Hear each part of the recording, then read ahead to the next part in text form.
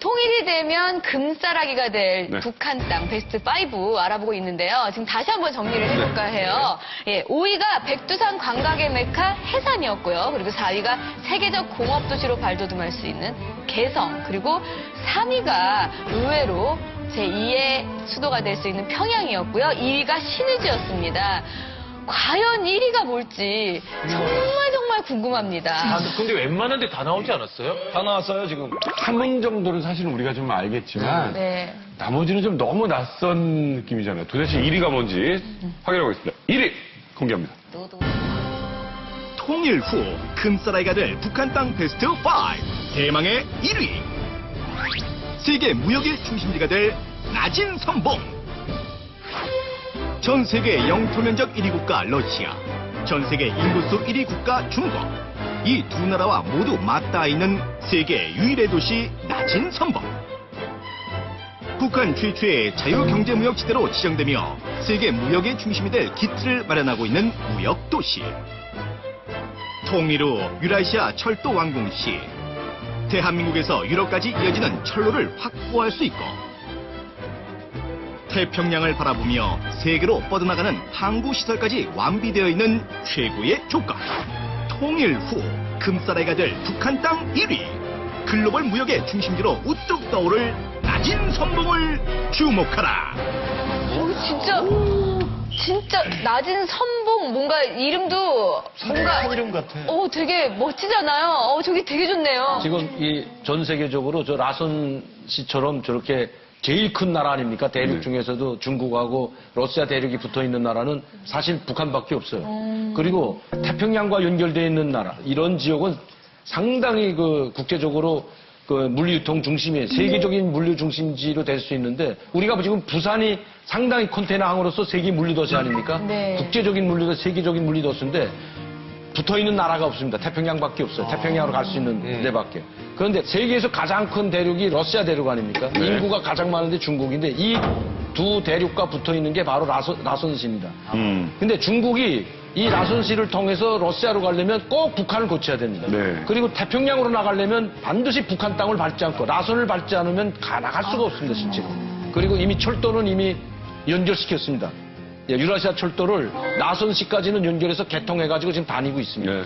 그러니까 이 지역이 앞으로 최고 지역이라고 볼 수가 있습니다. 야, 이거 끝내주는 데는군요. 그리고 이 나선 지대야말로 우리나라 한반도의 어떤 그러니까 외세로부터 들어오는 수호를 막을 수 있는 여충지가 되는 거거든요. 침략을 막을 수 있는. 전략적 여충지. 사실은 나진하고 선봉하고 두 개의 시군이 있었던 걸 합해가지고 나진 선봉시가 됐어요. 네. 그죠? 근데 얼마 전에 외국에 아주 유명한 사람이 이런 말을 했다잖아요. 자기는 세계에서 가장 큰 전 재산을 걸고 투자할 수 있는 땅은 바로 북한이다. 그게 어디냐? 바로 나선이에요.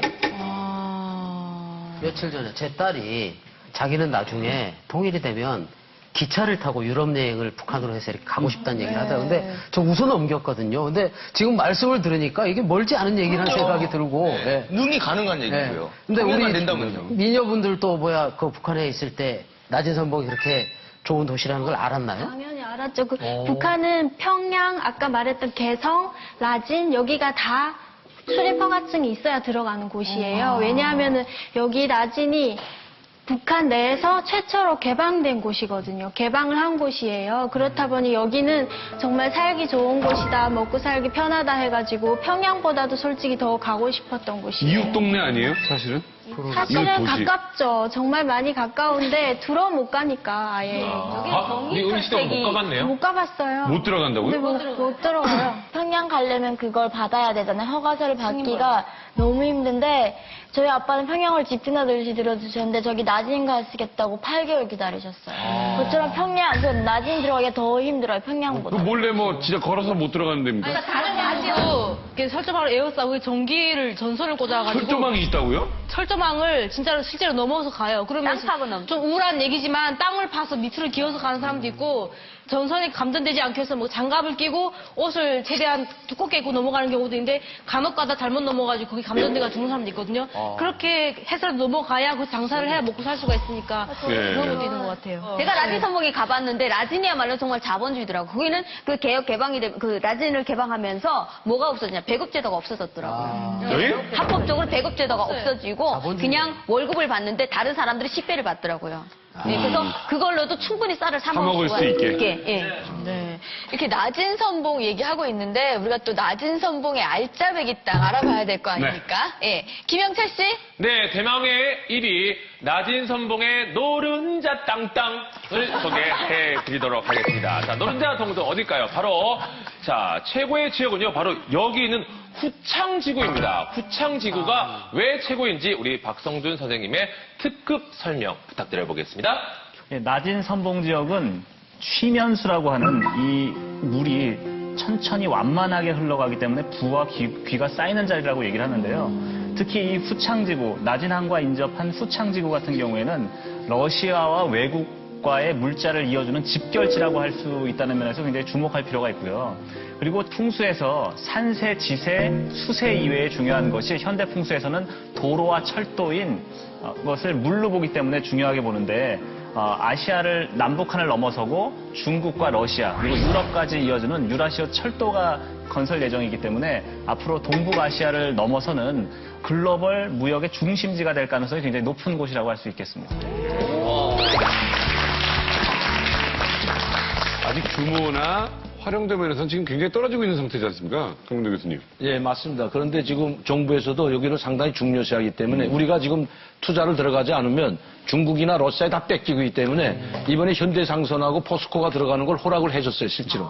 그래서 지금 나진에서부터 철도를 연결하는 거를 이미 같이 관여를 하고 있고요. 그리고 앞으로 유라시아 철도는 이거 박근혜 대통령의 공약 사업이고 무조건 해야 되겠다. 우리가 동북아시아를 넘어서기 위해서는 정말 세계적인 국가가 되기 위해서는 유라시아 철도가 관건이거든요. 그래서 유라시아 철도에 대해서 관심을 지금 상당히 많이 가가지고 만약시 부산에서부터 라진선봉 동해안선으로 해서 라진선봉으로 들어가게 된다면 엄청난 겁니다. 이제 앞으로 여러분들이 기차 타고 러시아 가고 중국 가는 건 시간 문제입니다.